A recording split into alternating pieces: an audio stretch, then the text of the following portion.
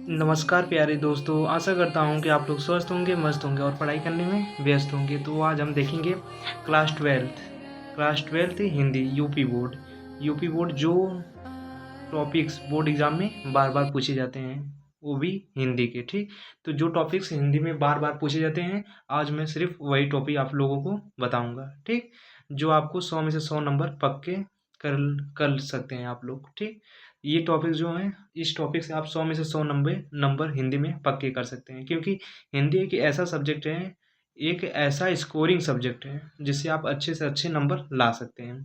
ठीक, तो अब हम यही देखेंगे आज। तो इससे पहले आप लोग चैनल को सब्सक्राइब कर लें। ठीक, और बेल आइकन जरूर बजा लीजिएगा। ठीक, अब हम आगे देख लेते हैं कि हमारा पहला टॉपिक इसमें क्या है, गद्यांश और पद्यांश। ठीक, हमारा पहला टॉपिक क्या है दोस्तों, तो गद्यांश और पद्यांश। ठीक, इसमें पहला हमारा क्या है कि किसी दिए गए गद्यांश और पद्यांश पर आधारित प्रश्न पूछे जाते हैं। तो किसी दिए गए गद्यांश और पद्यांश पर आधारित क्या पूछे जाते हैं, तो प्रश्न पूछे जाते हैं। ठीक, और जैसे मुख्य विचार बताना, भावना स्पष्ट करना, कविता या गद्य का अर्थ निकालना। ठीक, तो यही हमारा पहला टॉपिक में गद्यांश और पद्यांश से यही पूछा जाता है। ठीक, इसमें सेकेंड हेडिंग क्या है, सेकेंड क्या है कि इन टॉपिक्स पर आधारित समझ समझ और व्याख्या हर साल आती हैं, यानी कि व्याख्याएं इन टॉपिक से आती हैं पूछने के लिए, गद्यांश और पद्यांश से। ठीक, जैसे 3 या 4 क्वेश्चन रहते हैं, उस पर 2-2 नंबर मिलेंगे आपको। कम मेरे हिसाब से ये तो ठीक अच्छे नंबर आप पा सकते हैं अगर गद्यांश और पद्यांश तैयार कर लें। ठीक, अब हम देख लेते हैं दूसरा टॉपिक हमारा क्या है कि कविता गद्य की व्याख्या, यानी कि कविता गद्य की व्याख्या। ठीक, तो इसमें पहला हमारा टॉपिक्स क्या हो जाएगा कि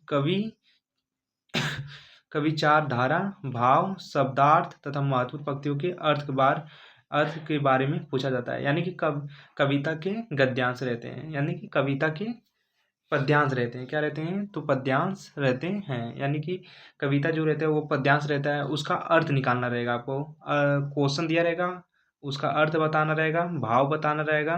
ठीक, तो यही बताना रहेगा उसमें, कविता का जो रहेगा तो उसमें पद्यांश बोला जाएगा। ठीक, इसमें दूसरा टॉपिक है क्या कि महादेवी वर्मा, जयशंकर प्रसाद, सुविद्यानंद पंत आदि की रचनाओं के अर्थ और संदर्भ बार बार रिपीट होते हैं। यानी कि महादेवी वर्मा, जयशंकर प्रसाद, सुमित्रानंद पंत आदि की रचनाओं के अर्थ और संदर्भ बार बार रिपीट होते हैं। ठीक, फिर उसके बाद हमारा तीसरा टॉपिक क्या होता है कि निबंध। क्या हो जाएगा, तो निबंध में हमारा क्या होता है कि बार बार पूछे जाने वाले निबंध। तो हम देखें क्या, तो बार बार पूछे जाने वाले निबंध, जैसे मेहनत का फल, पर्यावरण संरक्षण, भारत का सांस्कृतिक वैभव, शिक्षा का महत्व, विज्ञान के चमत्कार।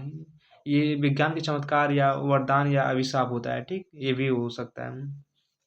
ठीक, आदि पूछा जाता है। ठीक, इसमें हमारा दूसरा क्या है कि साहित्यिक, सामाजिक और सम समसामयिक विषयों पर निबंध लगभग हर साल आते हैं। ठीक, और फिर हमारा पत्र लेखन में क्या हो जाता है दोस्तों कि औपचारिक पत्र। कैसा, तो औपचारिक पत्र जैसे कि प्रधानाचार्य को आवेदन, सरकारी अधिकारी को पत्र, साथ ही अनौपचारिक पत्र जैसे मित्र या पिता को पत्र लिखने को आता है। ठीक, और फिर हमारा व्याकरण में क्या आता है कि समास, अलंकार, छंद, विलोम शब्द, पर्यायवाची शब्द, संधि, उपसर्ग, प्रत्यय, मुहावरे एवं लोकप्रिय हर बार आते रहते हैं। ठीक, अगर आप इन सभी टॉपिकों को तैयार कर लेते हैं अच्छे से, ठीक, तो आपको पक्का कोई भी नहीं रोक पाएगा 100 में से 100 नंबर लाने में। ठीक, अब हम देख लेते हैं दूसरा, रस, छंद, अलंकार और वाक्य विच्छेद विच्छेद से भी प्रश्न बार बार पूछे जाते हैं, लेकिन कुछ लोगों में वाक्य विच्छेद जो है कट गया है कुछ बोर्ड एग्जाम में। ठीक,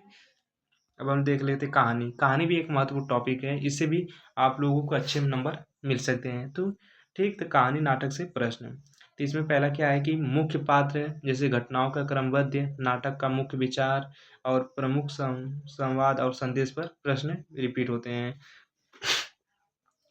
जैसे बहुत से बहादुर की कहानी, ये सब बहादुर से जैसे आता है। ठीक, तो ये सब आ जाते हैं। और फिर इसका बेस्ट तरीका है कैसे आप लोग तैयार करेंगे। ठीक, तो बेस्ट तरीका आप लोगों को तैयार करने का है कि जो क्वेश्चन क्वेश्चन मतलब हिंदी में जो भी बार बार रिपीट हुए हैं 3 से 4 बार, तो हर टॉपिक जैसे मैंने यहाँ पर बताया है कि कहानी से, तो कहानी के कम से कम 3 या 4 कहानी आप लोग याद कर लें। ठीक, फिर उसके बाद यहाँ पर क्या हो जाएगा कहानी अब यहाँ पर बताया समास अलंकार, तो ये तो आप लोगों को याद करना ही पड़ेगा। ठीक, इसके बाद व्याकरण में ये सब याद करना रहेगा। पद लेखन में कम से कम 4 तो पद आप याद ही कर लें। ठीक, ये बहुत है आप लोगों के लिए। अब यहाँ पर मैं बता देता हूँ कि आप कैसे याद करेंगे। ठीक, कैसे याद करेंगे। ठीक, तो कैसे आपको याद करना है तो ये मैं बता देता हूँ कि प्रैक्टिकल टिप्स कैसे आप घर पर याद कर सकते हैं। तो पिछले सालों के प्रश्न पत्र अवश्य हल करें, यानी कि पिछले साल के जितने भी मोस्ट इम्पोर्टेंट प्रश्न पत्र हैं, पत्र से मोस्ट इम्पॉर्टेंट टॉपिक को चूज करके वही आप लर्न करेंगे, जो आपको बोर्ड एग्जाम में बहुत ही अच्छे मार्क्स दिला सकती है। अगर आप बिना सोच विचार अगर याद करेंगे तो कोई मतलब नहीं निकलेगा, क्योंकि बोर्ड एग्जाम में बैठने पर जो आप पढ़े रहेंगे वो आएगा ही नहीं। जो बोर्ड एग्जाम दिया रहेगा आप वो समझ आपको याद ही नहीं किए होंगे। तो ये सब मत करिएगा, जो मोस्ट इम्पॉर्टेंट टॉपिक्स है सिर्फ वही याद करें इस समय, क्योंकि यही अब समय तो बहुत कम बचा है। तो मेरे हिसाब से यही आप करें। ठीक, पिछले पिछले साल के प्रश्न पत्र अवश्य हल करें, क्योंकि उनमें से कई सवाल दोबारा आते हैं। कई क्या, बहुत से सारे सवाल जो दोबारा आते हैं। ठीक, चारों पुस्त चारों के जो पाठ्य पुस्तकों को बिताना, अंतर आरोही अंतराल से कविताएं, गद्यांश तथा पाठकों के मर्मर समझना जरूरी है। ठीक, इन सभी टॉपिक्स की गहरी तैयारी करें और मॉडल पेपर और पीवाई की से बार बार प्रैक्टिस करें। ठीक, यानी प्रीवियस ईयर क्वेश्चन। ठीक, इन सभी का जरूर से रिपीट करें। रिपीट मतलब प्रैक्टिस करें, ताकि रिपीट सवालों के अच्छे से अच्छे हल आपको प्राप्त हो सकें। अगर आप ऐसा नहीं करेंगे तो आपका कोई मतलब नहीं निकलेगा, क्योंकि इस समय सबसे ज़्यादा मेन यही है कि महत्वपूर्ण टॉपिक्स तैयार करें। जैसे हो गया हिंदी में मैंने आपको बता ही दिया, गद्यांश पद्यांश हो गया। ठीक, और क्या व्याकरण हो गया, और क्या नाम है कि रस छंद हो गया, कहानी हो गई। ये सब टॉपिक्स आप याद कर लेंगे, बहुत आसान भी है। आप याद कर लेंगे तो आपको अच्छे मार्क्स हिंदी में आ जाएंगे। ठीक, तो मैं चाहता हूँ कि आप ये सब टॉपिक्स याद कर लें, और अगर इन सभी टॉपिकों पर आप लोगों को क्या नाम है कि वीडियो चाहिए तो कमेंट जरूर करें। कमेंट अगर करेंगे तो मैं इन सभी टॉपिकों पर वीडियो बनाकर अपलोड कर दूंगा। तो आशा करता हूँ कि आप लोगों को समझ में आ गया होगा। तो लाइक सब्सक्राइब कमेंट करना ना भूलें। Thank you so much.